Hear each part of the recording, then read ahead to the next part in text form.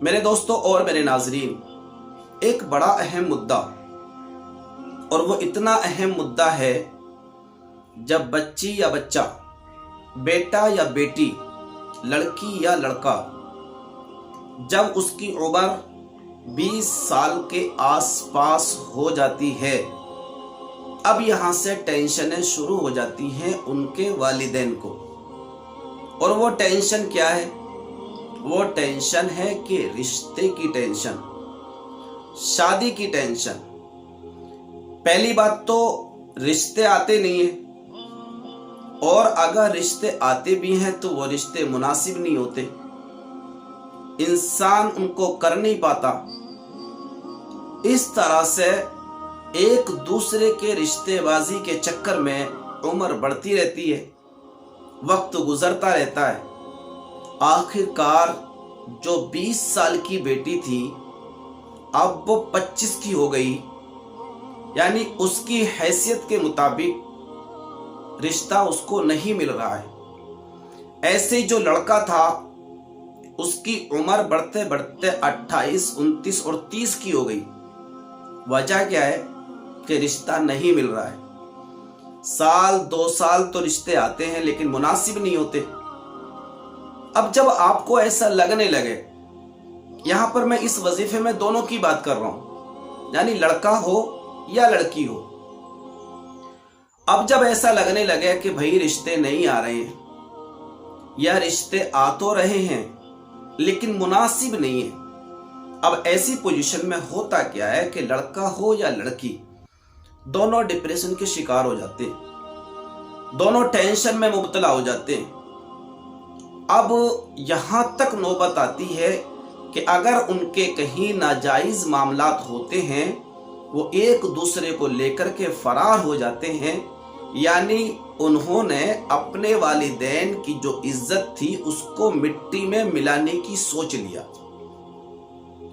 اب اگر مسلمان ہے تو الحمدللہ، نہیں تو مسلمان ہے تو وہ ہندو کو لے کر، اور ہندو ہیں تو وہ مسلمان کو لے کر، سکھ ہیں تو وہ عیسائی کو لے کر، عیسائی ہیں تو وہ سکھ کو لے کر، یعنی پھر وہ دونوں لڑکی لڑکا بھول جاتے ہیں کہ ہم کون سے مذہب سے ہیں، کون سے مذہب سے ہمارا رشتہ ہے، کون سے مذہب سے ہمارا ناتا ہے، یا ہم کون سے خاندان کے ہیں، وہ سب بھول جاتے ہیں۔ اب وہ اپنا ایسا قدم اٹھانے کے لیے تیار ہو جاتے ہیں جس سے سماج کی، مذہب کی، گھر والوں کی، خاندان والوں کی، رشتہ داروں کی، سب کی عزت مٹی میں ملنے کی نوبت آ جاتی ہے۔ اب ایسے میں اپنی خواتین کے لیے اور اپنے نوجوان بچوں کے لیے ایک وظیفہ لے کر کے حاضر ہوا ہوں۔ یہ قرآن پاک کی ایک سورہ مبارکہ ہے، اور اس سورہ مبارکہ کا ایک جز، ایک آیت مبارکہ ہے۔ اس کو آپ ذکر کریں، اس کو آپ اپنے ورد میں لائیں۔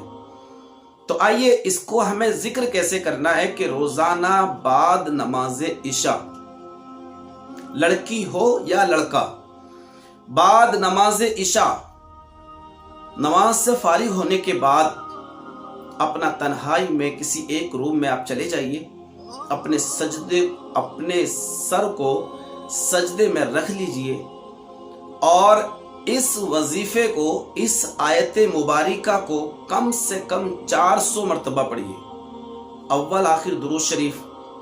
اور ہاں، ایک بات یاد رکھیے گا کہ یہاں پہ آپ سجدہ تو کر رہے ہیں لیکن یہ سجدہ نماز والا سجدہ نہیں ہے، یہ آپ کے ذکر والا سجدہ ہے۔ یہاں پر آپ اگر چاہیں تو تسبیح لے لیں اور اپنا اس سے کاؤنٹنگ کر سکتے ہیں، یعنی 400 دانوں کی تسبیح آپ لے لیں، اس سے آپ کاؤنٹنگ کر سکتے ہیں، نہیں تو اشارے میں آپ انگلیوں کے ذریعے بھی اس کو گن سکتے ہیں۔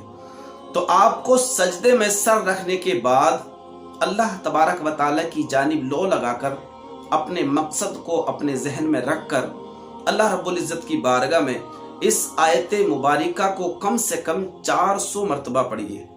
آئیے وہ آیت کون سی ہے اس کو میں آپ کی بارگاہ میں پیش کرنے کی سعادت حاصل کرتا ہوں۔ بسم اللہ الرحمن الرحیم۔ وَلَقَدْ هَمَّتْ بِهِ وَهَمَّ بِهَا لَوْلَا أَن رَّأَىٰ بُرْهَانَ رَبِّهِ كَذَٰلِكَ لِنَصْرِفَ عَنْهُ السُّوءَ وَالْفَحْشَاءَ इन्नहु मिन इबादिनल मुखलसीन। ये आयत मुबारका सूरह यूसुफ में मौजूद है, आयत नंबर 24 है।